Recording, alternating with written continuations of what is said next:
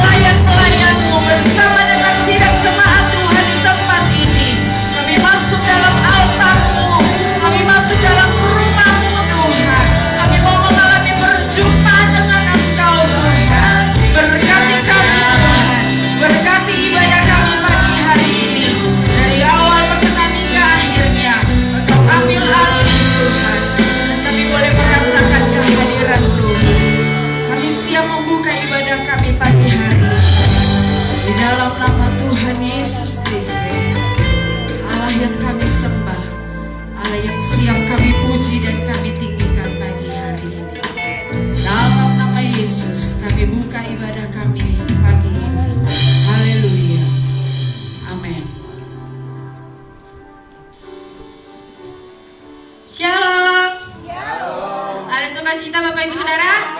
Haleluya. Kita masih memuji Tuhan pada pagi hari ini. Mari kita mengangkat lagu Terpujilah Namamu Tuhan.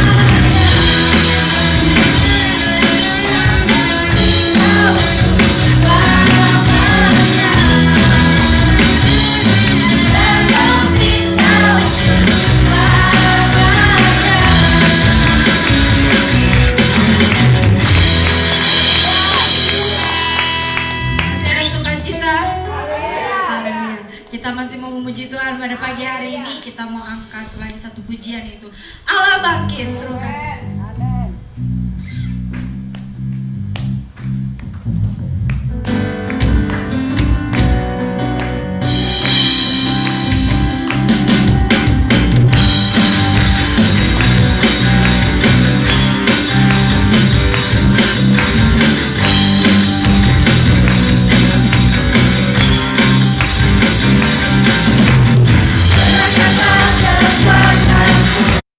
Ya Allah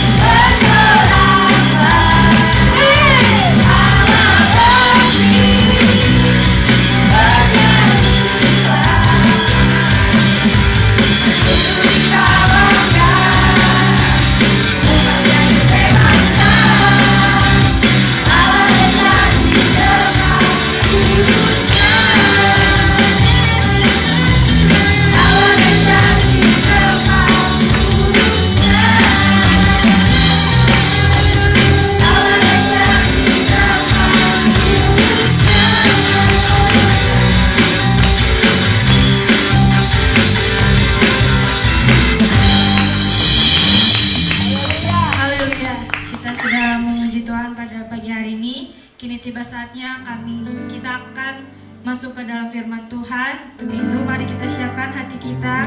Kita mohonkan pujian bukti kebesaran.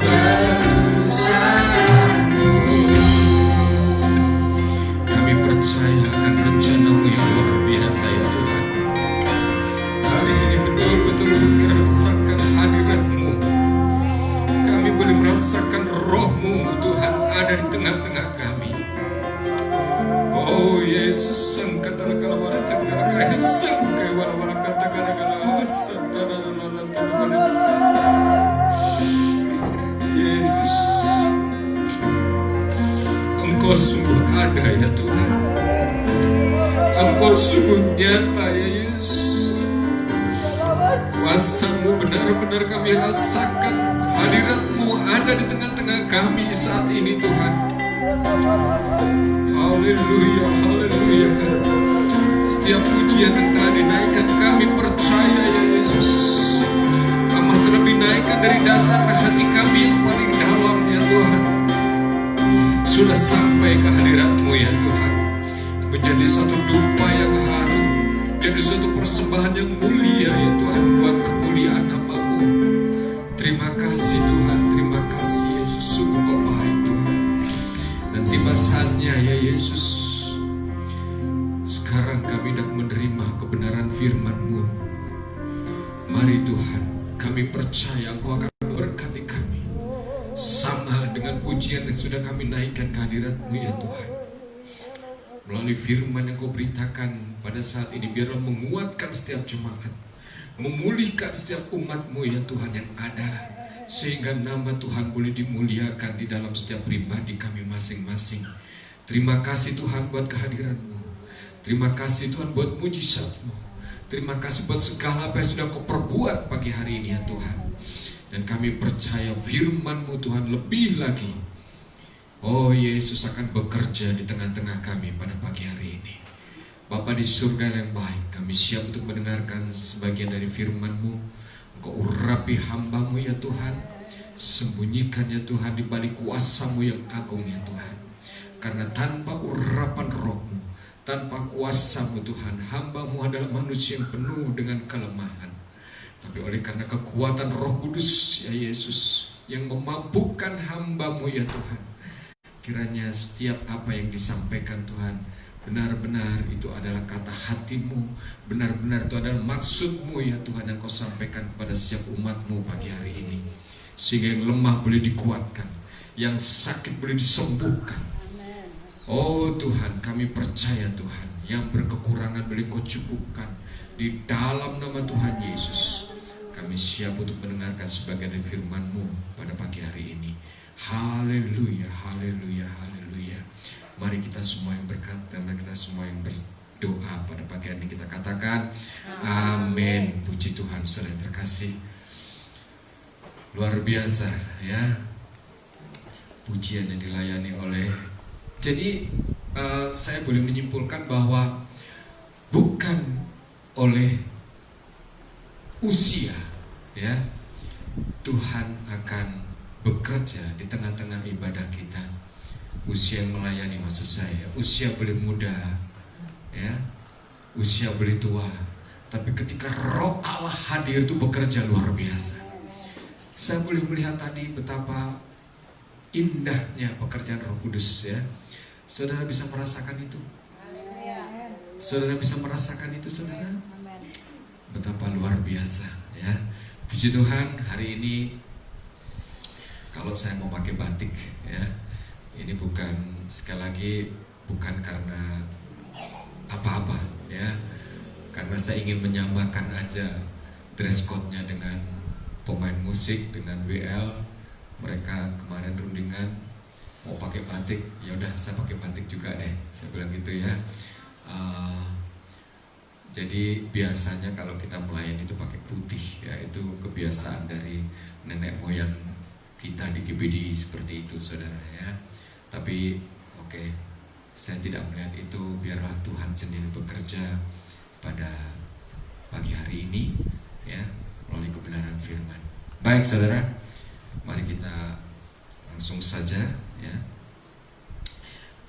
Saudara, kita tahu bahwa minggu-minggu atau bulan-bulan ini adalah bulan-bulan kita merayakan hari kemerdekaan ya, negara kita Republik Indonesia. Amat terlebih tahun ini sudah tahun yang ke berapa? 75 ya. Puji Tuhan, sudah tua negara kita ya. Sebentar lagi yang ke 100. Saya percaya 50 tahun lagi yang ke 125 saudara ya. Tuhan bekerja luar biasa. Kalau kita bicara tentang kemerdekaan ya, tentu kita akan berbicara tentang perjuangan ya. Tidak ada kata-kata merdeka tanpa suatu perjuangan. Tapi saya tidak akan bicara tentang, bicarakan tentang pahlawan. Nah ini ya.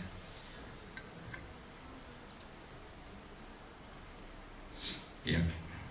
Jadi satu kemerdekaan itu akan diperoleh oleh satu kerja keras, ya, diperoleh oleh satu yang namanya sekali lagi saya katakan perjuangan, ya, pertempuran yang luar biasa. Kalau 75 tahun yang lalu atau lebih dari 75 tahun yang lalu, negara kita mati-matian melawan bangsa asing, ya. Kita tahu bangsa kita pertama dijajah oleh bangsa Portugis kurang lebih tahun 1800-an, ya. Kemudian dijajah oleh bangsa Belanda. Itu kalau nggak salah 1600 atau 1700-an sama Portugis, ya, atau Portugal. Kemudian diambil alih oleh Belanda 350 tahun, ya. Terus kemudian dijajah oleh Jepang 3,5 tahun, dan kemudian kita merdeka, ya. Dan otomatis kemerdekaan itu diperoleh dengan cucuran darah, ya, dengan keringat, dengan air mata, ya, dengan sampai kalau dikatakan oleh para pahlawan-pahlawan kita sampai titik darah penghabisan, merdeka atau mati, begitu kata mereka, ya. Mari saya rindu saudara untuk menyanyikan satu pujian, bukan, satu lagu dulu, ya. 17 Agustus 1940 kita nyanyikan lagu ini, ya. Ayo musik, ya. 17 Agustus tahun 45, ya. Seperti itu saudara, kita nyanyi aja, ya. Karena kita bicara tentang pahlawan hari ini.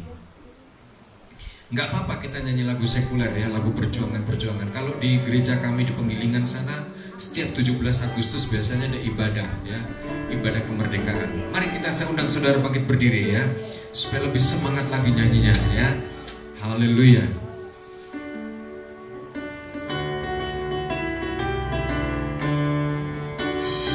Ya, semangat, ya. 17 Agustus tahun 45, itulah hari kemerdekaan kita. Hari merdeka, nusa dan bangsa, hari lahirnya bangsa Indonesia. Merdeka, sekali merdeka tetap merdeka, selama hayat masih dikandung badan. Kita tetap saja mempertahankan Indonesia. Tetap saja membela negara kita. Sekali lagi 17 Agustus, ya, 17 Agustus tahun 45, itulah hari kemerdekaan kita. Hari merdeka, nusa dan bangsa, akhirnya bangsa Indonesia. Merdeka, sekali merdeka tetap merdeka, selama hayat masih dikandung badan. Kita tetap saja membela negara kita. Kita tetap saja membela negara kita. Oh, haleluya. Puji Tuhan. Udah terlalu lama saya nggak upacara, ya, jadi ada sedikit yang lupa di menjelang terakhir, ya. Dulu saudara pada saat kami sekolah, ya, lagu ini setiap hari Senin upacara itu selalu dinyanyikan, jadi sampai hafal di luar kepala, ya. Oke, saya akan bicara tentang pahlawan, saudara. Apa sih sebenarnya pahlawan itu? Kalau saya lihat dalam Kamus Bahasa Indonesia, ya, pahlawan itu adalah gelar untuk orang yang dianggap berjasa, ya, untuk orang yang dianggap berjasa terhadap orang banyak dan berjuang dalam mempertahankan kebenaran dalam konteks makro, ya. Kalau kita juga dalam konteks mikro, ya. Makro itu artinya apa?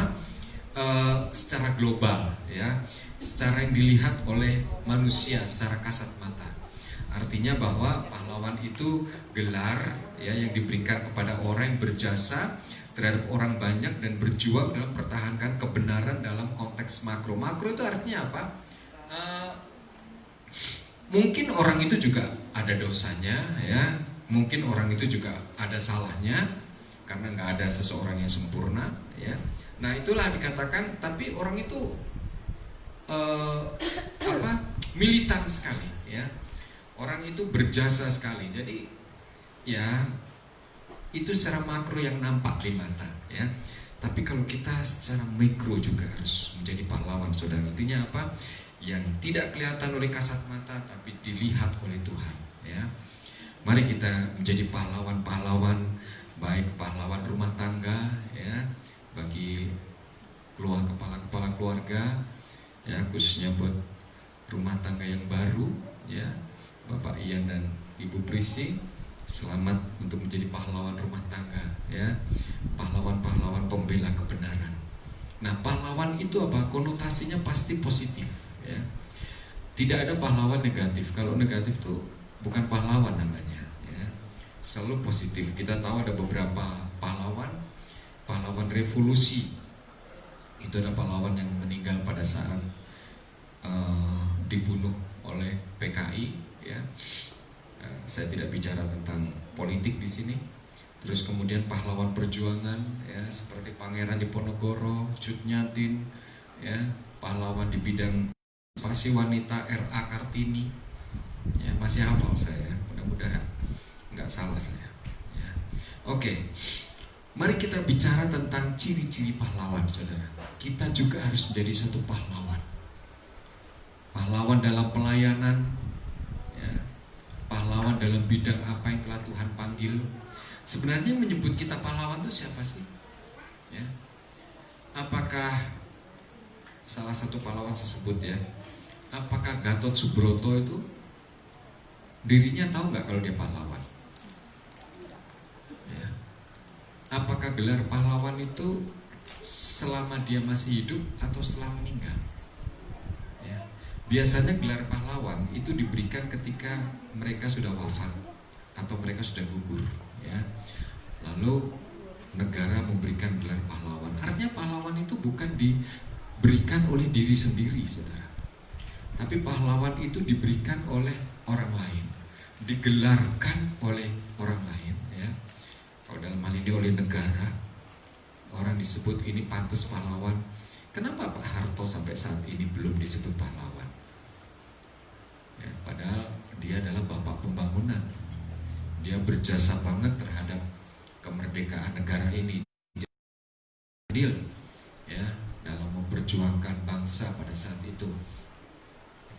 Tapi kenapa sampai detik ini nggak ada jalan Soeharto ya?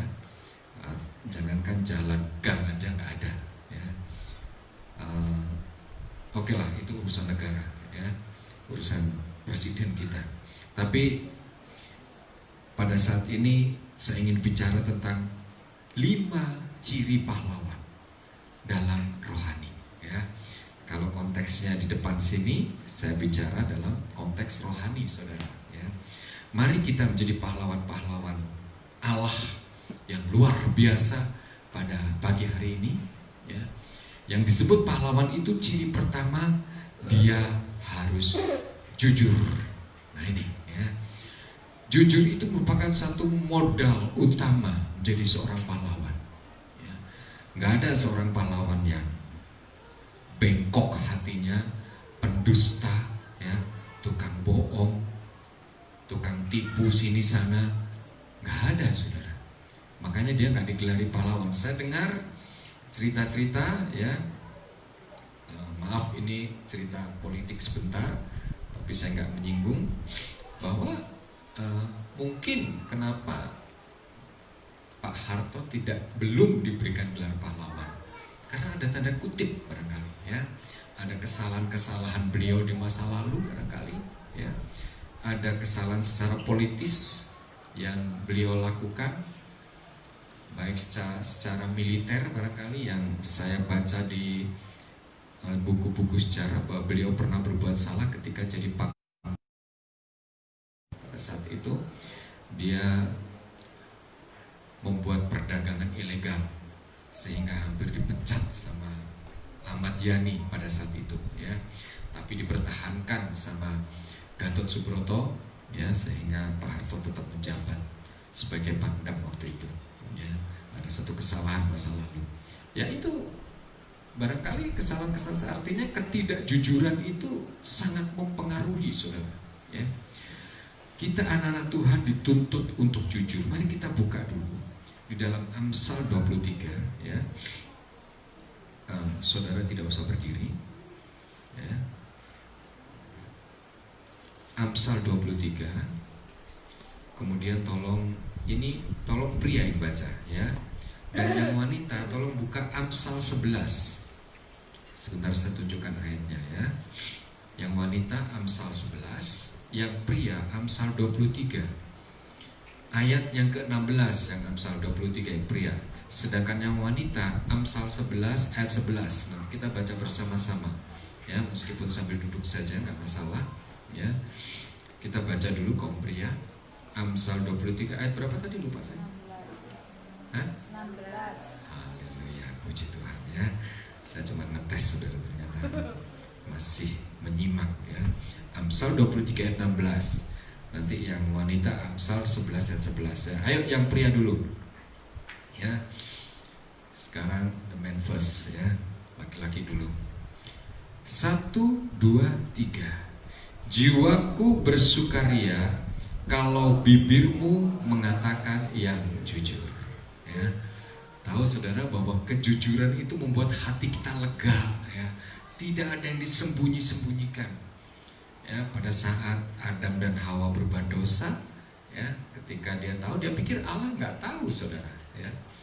Dia pikir secara logika, kalau saya ngumpet ya kan, pasti Allah nggak tahu ini ya. Ternyata Allah berjalan ya, dan makanya dia tanya Adam, di mana engkau? Dia nggak kuat menahan persembunyiannya itu ya. Lalu akhirnya dia ngaku, Tuhan, aku di sini. Ngapain kamu? Aku sembunyi Tuhan. Kenapa kamu sembunyi?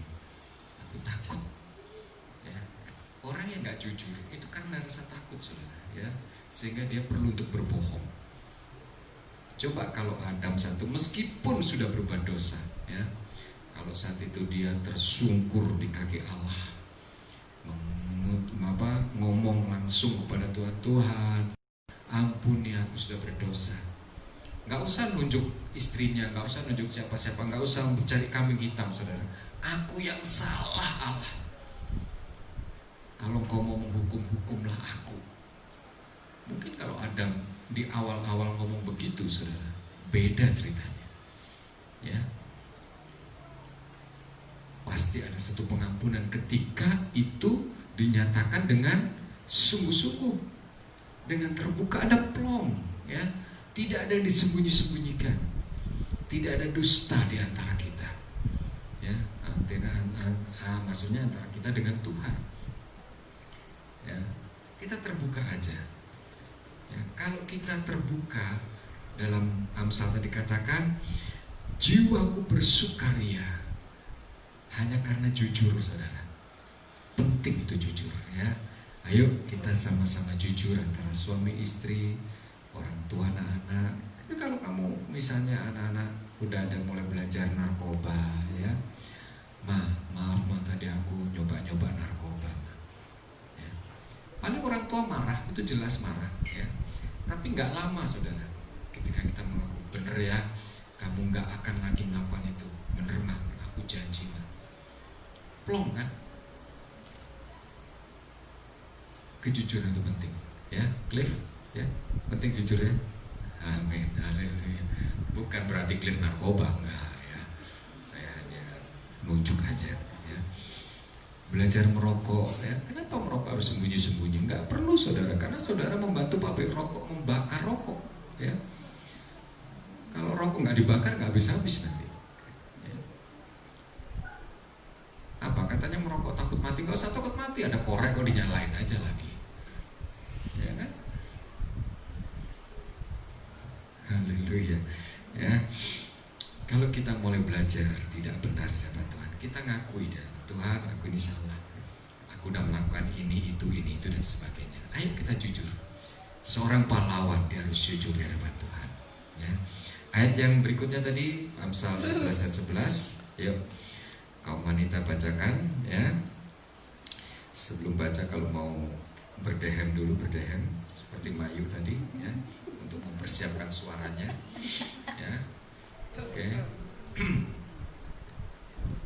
1, 2, 3. Berkat orang jujur memperkembangkan kota, tetapi mulut orang fasik meruntuhkannya.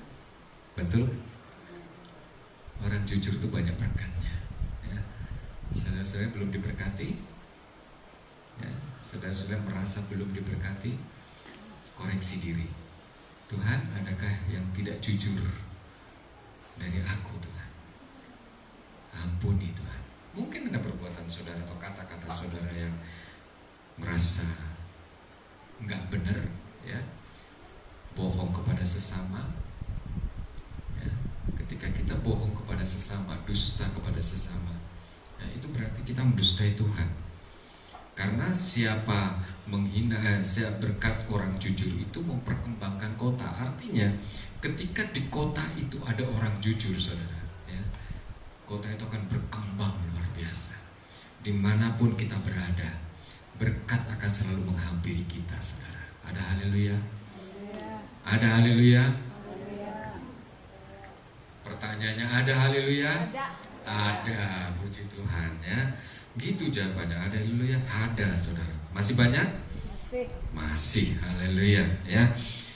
Berkat orang jujur memperkembangkan kota ya. Bayangkan orang jujur itu diperhitungkan sama Tuhan. Luar biasa saudara ya. Dan tetapi mulut orang fasik meruntuhkannya.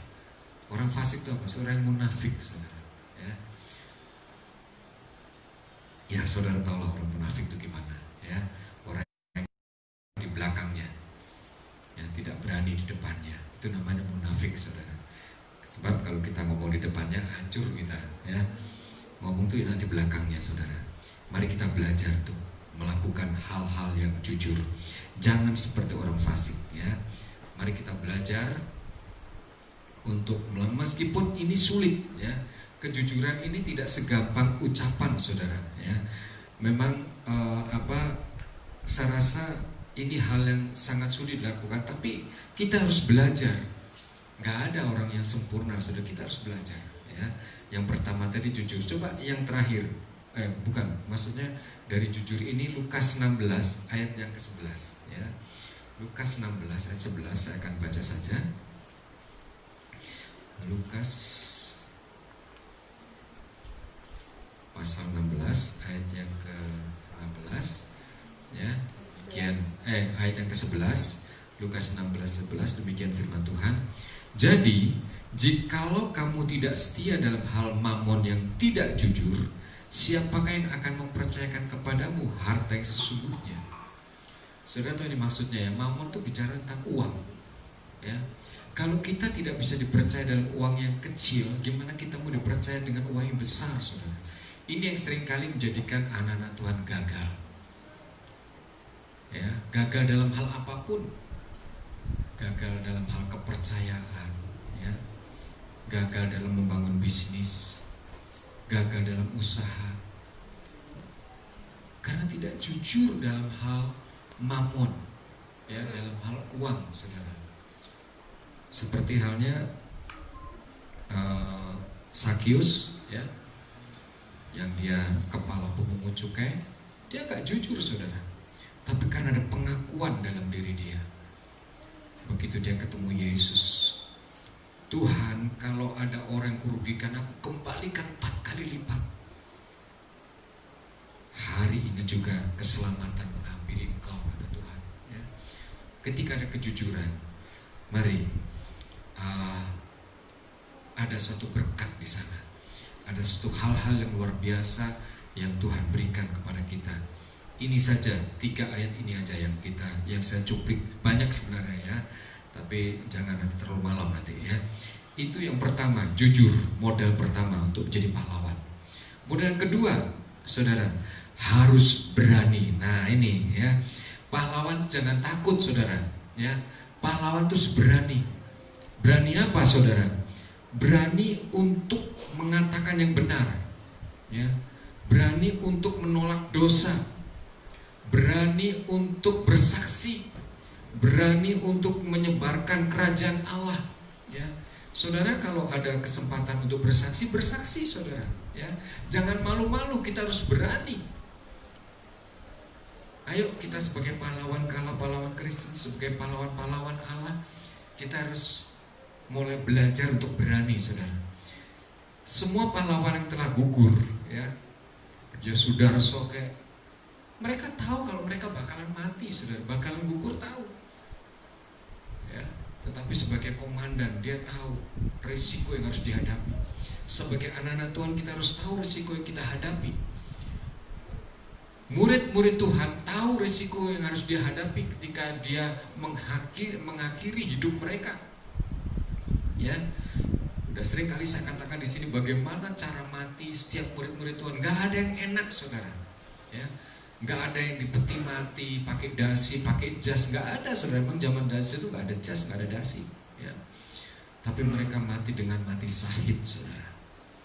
Ya, ada yang digoreng di penggorengan raksasa itu, wajan gede, ya, dicemplungin di situ di minyak yang panas.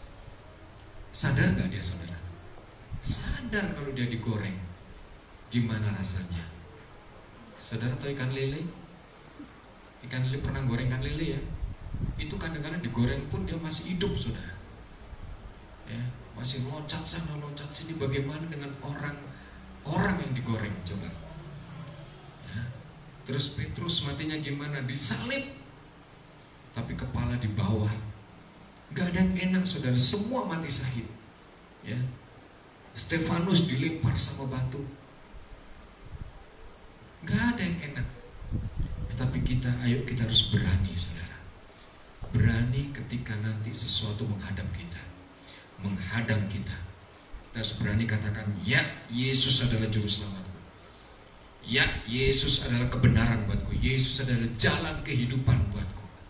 Ya, tidak ada jalan lain selain dari Yesus. Meskipun ini pisau udah di ujung leher, saudara, ya. Ketika saudara mengatakan, kamu ngaku Yesus, ya saya ngaku Yesus, langsung, kalau mati langsung enak, saudara, ya. Kita hari-hari akhir ini kita harus berani, karena memang di dalam dalam firman Tuhan sendiri sudah dibuatkan bahwa orang yang mengikut aku, kata Tuhan, ya, akan terpisah. Gak enak ikut Tuhan itu. Tapi ketika kita berani ambil tindakan, banyak sekali sekarang orang-orang yang pindah mengikut Yesus, ya. Yang tadinya gak kenal Yesus, yang tadinya gak percaya sama Yesus jadi percaya sama Yesus, ya. Mereka ditolak sama orang tua mereka ditolak sama keluarganya, diusir sama keluarga. Memang itu risiko harus ditanggung setiap anak-anak Tuhan yang mengikut Tuhan, ya. Pikulakuk yang ditanggungkan kepadamu, ya. Karena apa? Karena ikut Tuhan itu seperti itu. Tuhan aja disiksa, ya. Coba kalau Tuhan takut, dia berani, dia bisa pakai kuasanya untuk tidak mengalami kematian di kayu salib, bisa tuh. Langsung menghilang atau langsung diganti dengan manusia, ya. Yesus kembali menjadi Allah, bisa. Tapi Yesus gak lakukan itu. Dia harus berani menghadapi. Meskipun dalam doanya, ya, di taman Getsemani, seolah mencucurkan keringat darah di situ. Ya Bapa, kalau boleh, biarlah cawan ini berlalu, tapi jangan kehendakku, Tuhan, tapi biarlah itu kehendakmu yang jadi. Artinya apa? Sebagai manusia, ya, Yesus yang 100% sebagai manusia, dia rela meninggalkan kemuliaannya demi menebus dosa kita. Dia berani melakukan itu semua. Dia harus ambil risiko itu untuk mengalahkan iblis, harus dengan darahku, ya. Hanya dengan darah Yesus pengampunan, tidak dengan pengorbanan binatang-binatang. tidak dengan cara-cara lain, ya, hanya melalui darah Yesus. Oleh itu kita harus berani, saudara. Dalam Mazmur Ulangan 31 ayat 6, ya. Ulangan 31 ayat 6. Ayo, dalam menghadapi segala sesuatu, ya, kita jangan takut. Ulangan 31 ayat yang ke-6, ya. Nah, bicara demikian firman Tuhan.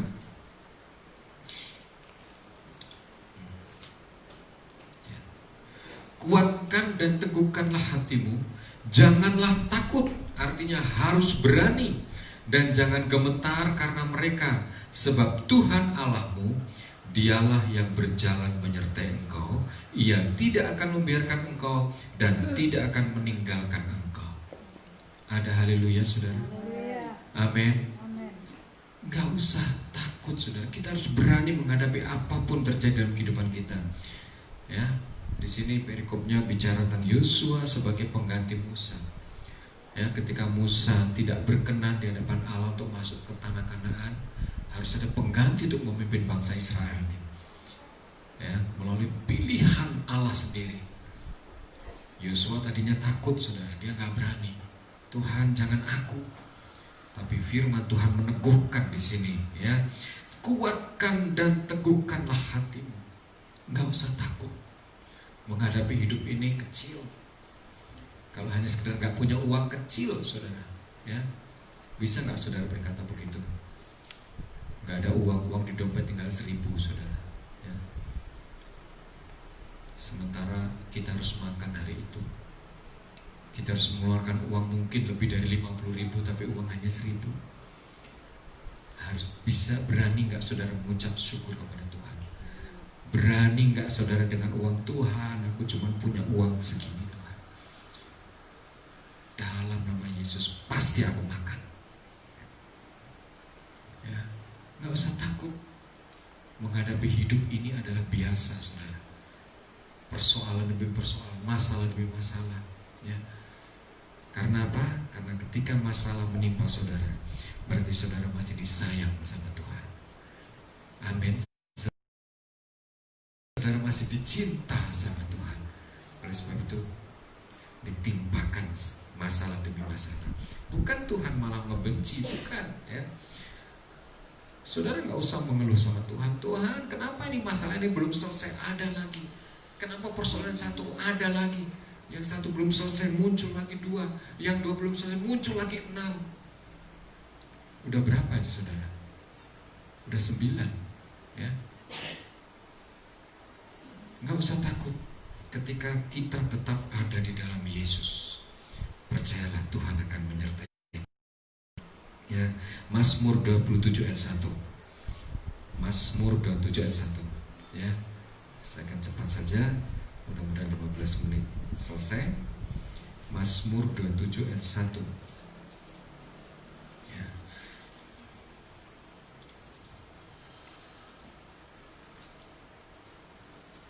Ya. Dari Daud, Tuhan adalah terangku dan keselamatanku. Kepada siapakah aku harus takut? Tuhan adalah benteng hidupku. Terhadap siapakah aku harus gemetar? Ya. Daud dalam menghadapi setiap persoalan, dia gak pernah takut, gak pernah gemetar. Singa dia hadapi, beruang dia hadapi, ya. Bahkan Goliat pun dia hadapi, saudara. Karena dia percaya bahwa ada Tuhan yang membentengi hidup dia. Amin, saudara. Ayo kita inilah alasan kenapa kita harus berani. Sebagai pahlawan kita harus berani, saudara, ya. Jangan, ayo kamu minggu depan WL ya. Aduh, jangan saya, tante, saya gak bisa, ya. Saya planning lain aja, tante. Gak apa-apa, saudara, ya. Kita juga menyuruh orang itu juga kita lihat, ya, nggak sembarangan. Kalau bidangnya sudah di itu, ya sudah. Tapi jangan sampai saudara-saudara yang memang bisa melayani jual mahal sama Tuhan dengan alasan takut, tidak berani, ya. Saya lihat tadi singer-singernya pada kaku semua, apalagi Nael, ya. Ini singa sama patung. Dalam hati saya udah senyum sama dia tetap aja cemberut, saudara. Ya karena dia masa belajar, seperti itulah. Yang penting ada keberanian dulu, ada kemauan dulu, ya. Nanti itu bisa dilatih. Ayo kita yang punya talenta jangan takut, saudara, melayani Tuhan. Untuk alasan ini kenapa kita harus berani?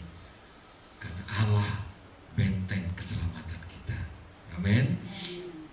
Ya, tadi katakan kita harus berani memberitakan firman, berani bersaksi, berani berkata tidak terhadap dosa. Ya, itu modal yang kedua, berani. Pertama tadi jujur, kedua harus berani. Modal pahlawan. Dan ketiga, memiliki bekal. Nah, ini ya, seorang pahlawan itu harus memiliki bekal.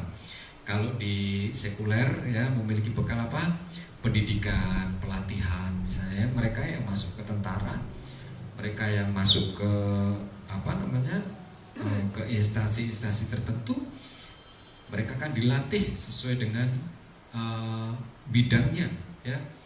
Kalau ketentaraan dilatih secara fisik, dia harus memasuki itu. Pembekalan tuh harus dimiliki, saudara, ya. Anak-anak Tuhan juga harus begitu, harus memiliki pembekalan. Kalau di sekolah, kalau di di kita ada pembekalan, ya, sekolah Alkitab, pembekalan baca-baca buku, ya, hal-hal yang lain. Sebagai pahlawan kita harus tahu, saudara, harus tahu pengetahuan, ya. Kita harus memiliki bekal. Apa bekal kita? Bekal kita adalah Roh Kudus, ya. Dikatakan di dalam Kisah Para Rasul 1 ayat 8, kita akan menerima kuasa kalau apa? Kalau Roh Kudus turun ke atas kita, ya. Tetapi kamu akan menerima kuasa kalau Roh Kudus turun ke atas kamu, dan kamu akan menjadi saksiku di Yerusalem dan di seluruh Yudea dan di Samaria dan sampai ke ujung bumi. Bekal kita adalah Roh Kudus, saudara, ya. Tanpa Roh Kudus kita nggak bisa apa-apa.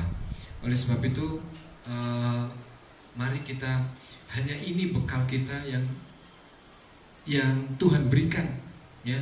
Karena Roh Kudus itu adalah pribadi dari Yesus sendiri. Kita harus tahu bahwa Tuhan Yesus, Tuhan Allah kita bukan tiga, tapi sayang ada beberapa dari mereka yang yang sekolah teologi, ya, bukan sekolah kitab, sekolah teologi, ya, yang STT.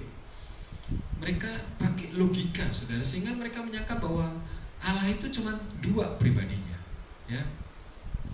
Jadi Yesus dianggap orang lain, Yesus dianggap perantara saja. Ini mereka kalau udah mulai main logika, saudara, mereka itu belajar apa sebenarnya? Kan sekolah tinggi teologi itu kan belajar Alkitab, tapi justru logika yang main, saudara. Ketika kita dipermainkan oleh logika, ini hati-hati, ya. Allah kita itu satu, ya. Pada saat perjanjian lama, Allah sendiri berfirman kepada manusia melalui nabi-nabinya. Kenapa Allah berfirman? Kenapa nggak menunjukkan jati dirinya? Kalau Allah menunjukkan jati, nggak ada yang mampu. Jadi firmannya aja yang diturunkan. Nah, kemudian yang kedua, zaman Yesus, firman Allah itu jadi manusia, ya. Jadi siapa firman itu? Siapa firman itu? Allah itu sendiri, ya. Dan siapa sosok firman itu? Yesus. Yesus itu adalah firman yang menjelma jadi manusia, sehingga semua orang bisa melihat Yesus, sehingga semua manusia mampu melihat, oh ini loh Allah, ya. Tapi dia tidak pernah mengatakan akulah Allah, nggak pernah. Tapi yang ngomong selalu orang lain, ya. Dan Roh Kudus itu adalah pribadi Allah atau pribadi Yesus yang menyertai kita saat ini. Kalau Yesus tidak naik ke surga dan hanya menjadi manusia, ya, siapa yang menyelamatkan kita di Indonesia? Siapa yang menyelamatkan orang di Amerika? Siapa yang menyelamatkan orang di Afrika? Ya, orang Yesus ada di Israel atau ada di Yerusalem, ya. Oleh sebab itu dia perlu naik ke surga dan dia turun, Roh Kudus turun untuk memimpin setiap pribadi-pribadi dimanapun kita, ya, mau di planet manapun kita, misalnya kita jadi astronot, kita naik ke bulan, di bulan pun ada Tuhan sebenarnya, karena Yesus ada dalam pribadi kita saat ini. Makanya berkemuran sekali, ya. Oleh sebab itu saudara, mari kita memiliki bekal kita adalah Roh Kudus. Saya belum sekolah Alkitab, ya.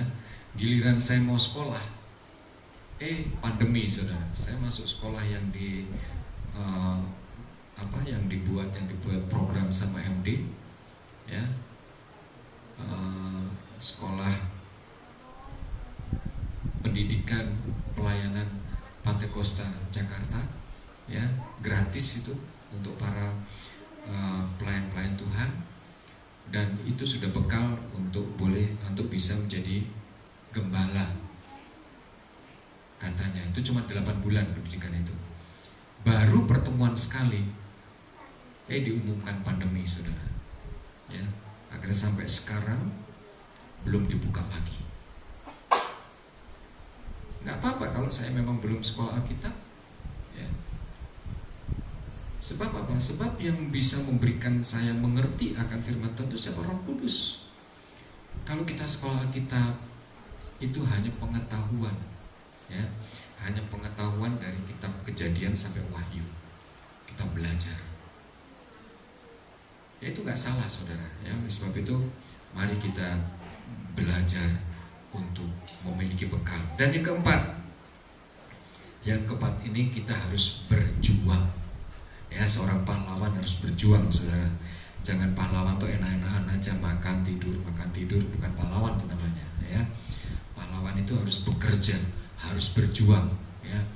Berjuang buat keluarganya, berjuang buat rumah tangganya, berjuang buat anak-anaknya, berjuang buat kantornya, ya. Berjuang buat siapapun saja.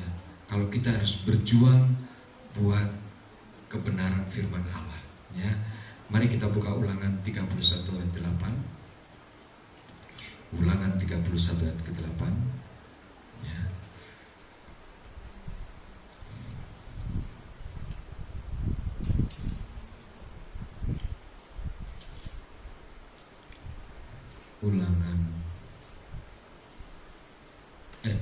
Bukan Ulangan, Filipi 4 ayat 13, maaf, jauh banget ya. Filipi 4 ayat 13, ya. Nah, Filipi 4:13 demikian bunyi firman Tuhan. Segala perkara dapat kutanggung di dalam Dia yang memberi kekuatan kepadaku. Ini berjuang saudara, ya. Artinya bahwa kita harus berjuang di dalam segala perkara, ya. Kita harus berjuang menghadapi hidup ini, ya. Kita tahu bahwa hidup ini nggak gampang saudara. Hidup ini nggak mudah, ya. Hidup ini sulit.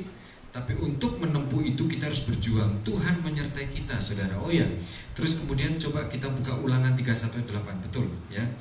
Ulangan 31 ayat yang 8 tadi, ya, bahwa di tengah-tengah hidup kita itu ada satu perjuangan, karena Allah sendiri akan memimpin kita di dalam perjuangan kita, ya. 31 ayat yang ke-8 demikian bunyi firman Tuhan.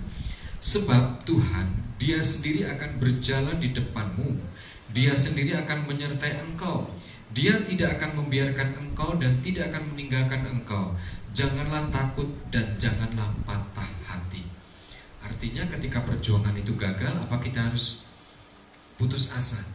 Ketika perjuangan itu belum membuahkan hasil, apakah langsung kita ngambek, ya, meninggalkan Tuhan, marah sama Tuhan? Ayo kita belajar bahwa perjuangan itu tidak harus selalu berhasil, tidak harus selalu membuahkan buah, ya. Tapi perlu dipupuk terus. Belum berhasil, mungkin saat ini aku belum berhasil, ya. Saudara tahu bahwa Thomas Alva Edison untuk menemukan listrik itu berapa kali gagalnya saudara? 900 kali dia gagal. Setelah mengalami kegagalan ini kata-kata motivator kalau kita di MLM, ya, biasanya, ya. 900 kali gagal, 1 kali berhasil. Ya, 900 kali gagal itu dianggap sampah. Karena ketika dia berhasil, dia lupa sama kegagalan itu. Ya, nggak apa-apa saudara gagal, nggak apa-apa kita belum berhasil. Namanya juga berjuang. Ya, berjuang itu memerlukan tenaga, memerlukan pikiran, memerlukan waktu. Karena apa? Karena Allah sendiri akan menyertai kita. Nggak usah ragu-ragu untuk berjuang. Kita harus terus berjuang menghadapi persoalan hidup, menghadapi apapun. Kita harus berjuang matematika sampai tetes darah penghabisan kalau perlu. Ya, oke. Yang terakhir tadi jujur, berani, terus apa tadi? Memiliki bekal, berjuang, dan terakhir sekarang perkasa. Nah ini, seorang pahlawan itu harus gagah perkasa. Artinya gagah perkasa itu bukan bodinya, ya. Bodinya mungkin saudara dan kurus, ya. Ada yang gemuk, ya. Bukan itu yang dimaksud perkasa di sini adalah, kita buka aja Yakub, ya. Yakobus pasal yang keempat ayat yang ke-7. Yakobus pasal yang keempat ayat yang ke-7, ya. Ya. Demikian bunyi firman Tuhan. Karena itu tunduklah kepada Allah dan lawanlah iblis, maka ia akan lari padamu. Nah ini, ya, perkasa itu ketika kita mampu melawan iblis, saudara. Ya, ketika kita bisa melawan roh-roh jahat, roh-roh penguasa-penguasa di udara, itu mbahnya siapa? Iblis. Ya, penguasa-penguasa di udara itu mbahnya iblis. Saya baru tahu, saudara, Nyai Roro Kidul itu ada loh di Alkitab. Ya, ternyata ada. Saya lupa ayatnya, kemarin saya bahas sama istri saya. Di sekolah Alkitab pun dibahas katanya, ya. Ternyata Nyai Roro Kidul itu ada di Alkitab, dan itu pantai ratu yang ada di laut. Ya, terus saya tanya, apakah ini dimaksud Nyai Roro Kidul? Iya Pak, kata istri saya begitu. Jadi Nyai Roro Kidul itu memang dia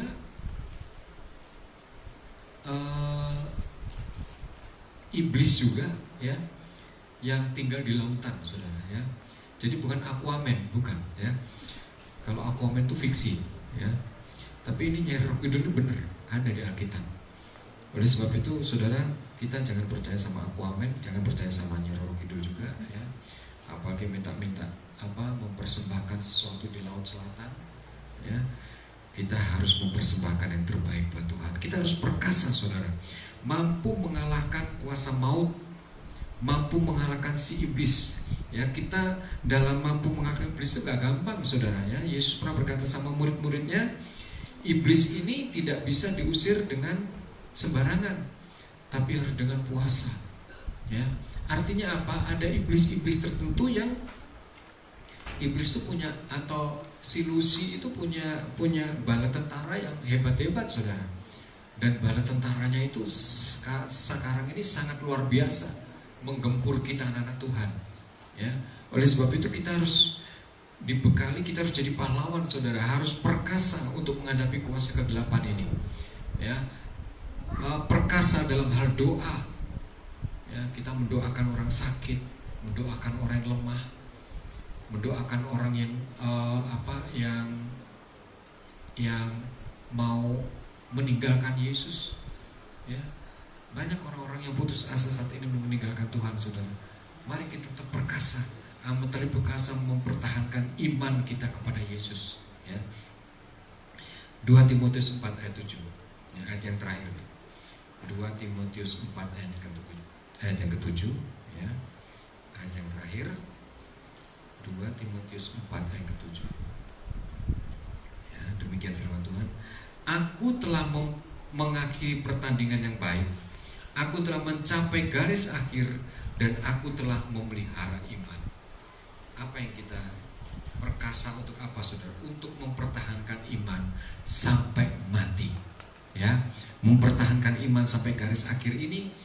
Rasul Paulus kepada Timotius, dia ngomong seperti ini, saudara, ya. Dalam 2 Timotius 4 ayat 7 tadi, ya, aku telah mengakhiri pertandingan yang baik, ya, aku telah mencapai garis akhir, dan aku telah memelihara iman. Saudara, mari iman kita jangan diumbar, artinya jangan diserahkan ke hal-hal yang lain. Jangan diserahkan kepada pangkat, jabatan, ya, atau harta, prestise. Jangan, saudara, ya. Iman kita harus tetap kepada Yesus. Ingat kata-kata siapa? Misael, ya. Kata-kata Hananya, Misael, dan Belsasar waktu itu, yang disebut Abednego, yang disebut siapa namanya? Sadrak, Mesak, dan Abednego. Dia pernah ngomong apa? Coba kita baca ayat yang paling akhir sekarang. Daniel 3 ayat 16 sampai 18, ya. Mari saudara bangkit berdiri, saya undang untuk bangkit berdiri, ya.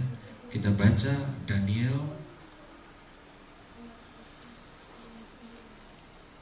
pasal yang ketiga ayat 16 sampai 18.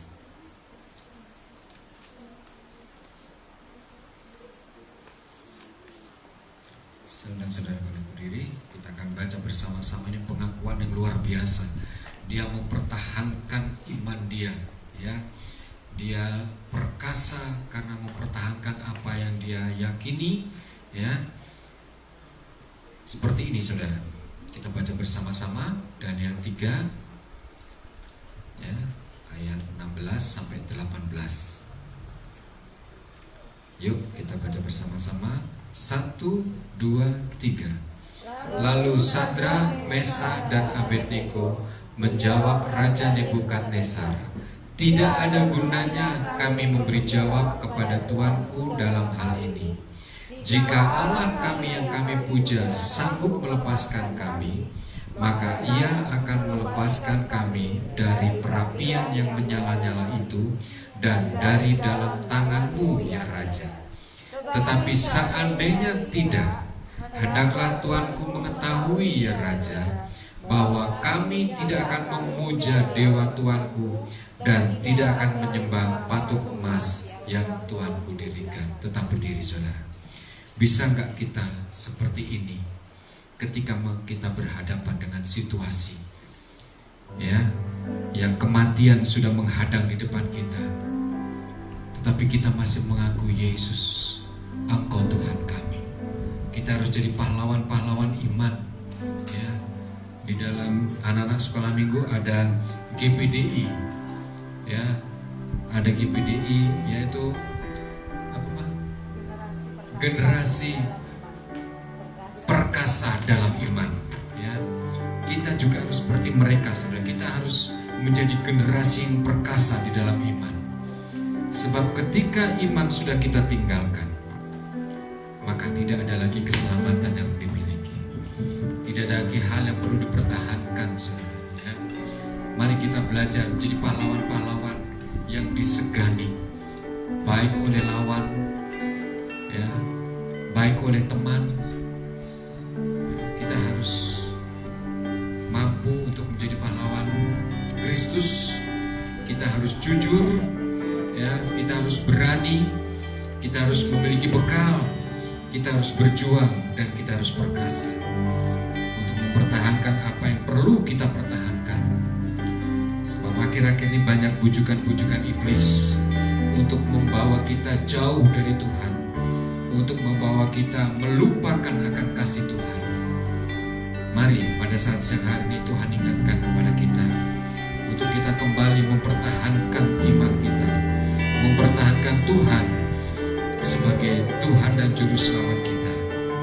Haleluya, haleluya, Yesus. Sungguh luar biasa Tuhan. Kau baik Tuhan. Amin. Aku mengasihi Engkau Yesus dengan segenap hatiku. Aku mengasihi Engkau Yesus dengan segenap jiwa. Aku mengasihi Engkau Yesus. Mari saudara, kita harus berani, kita harus jujur, kita harus memiliki bekal.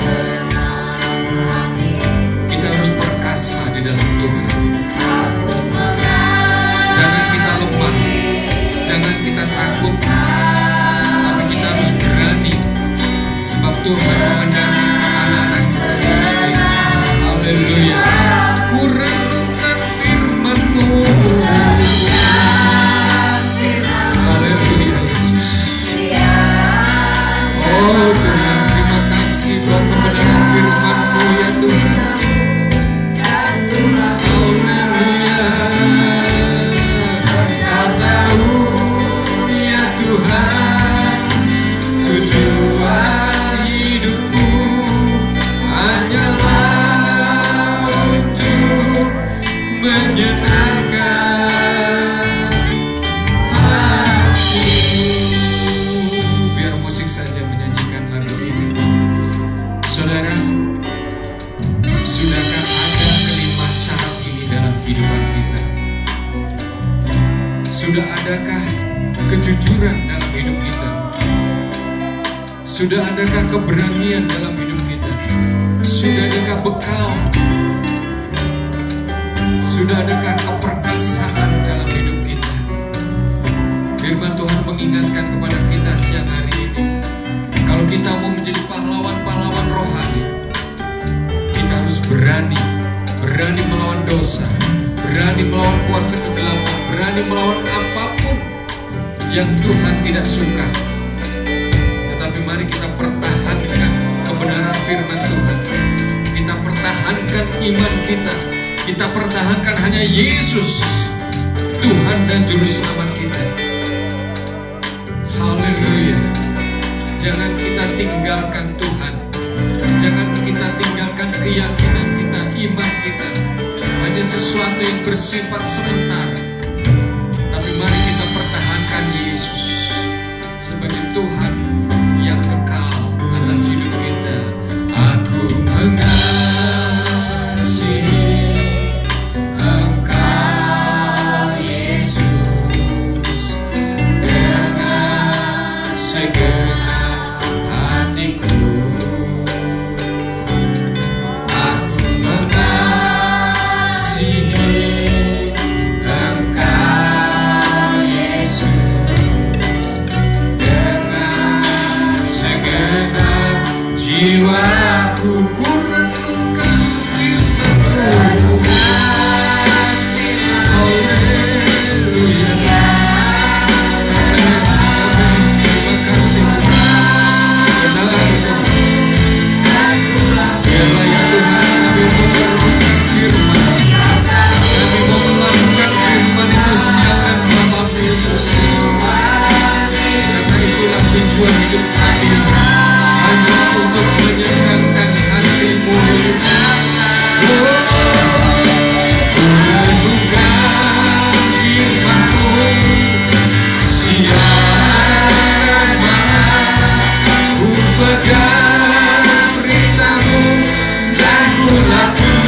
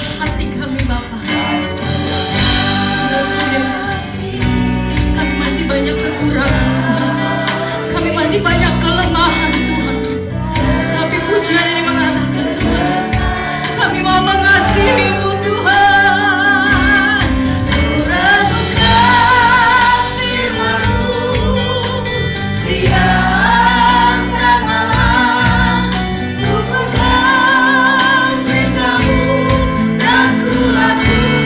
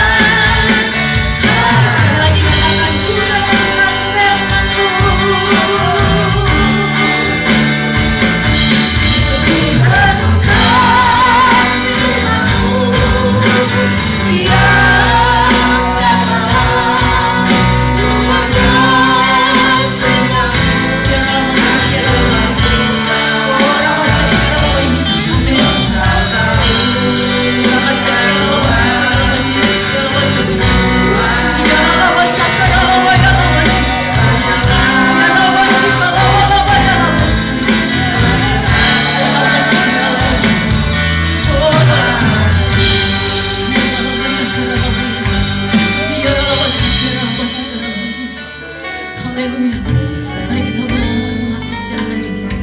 Haleluya Yesus. Haleluya Tuhan. Haleluya Tuhan. Haleluya Yesus. Haleluya.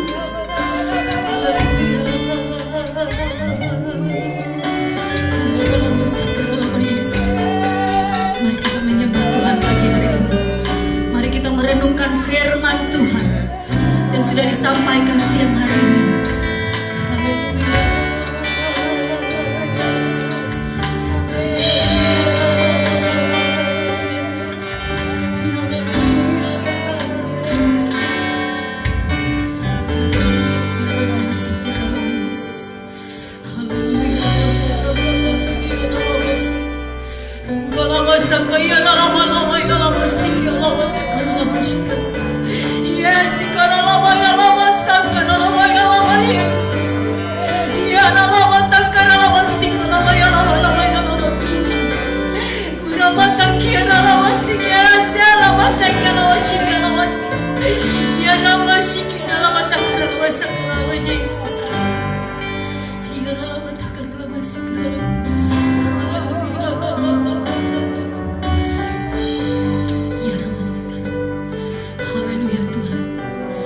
Bersyukur buat siang hari ini Bapa.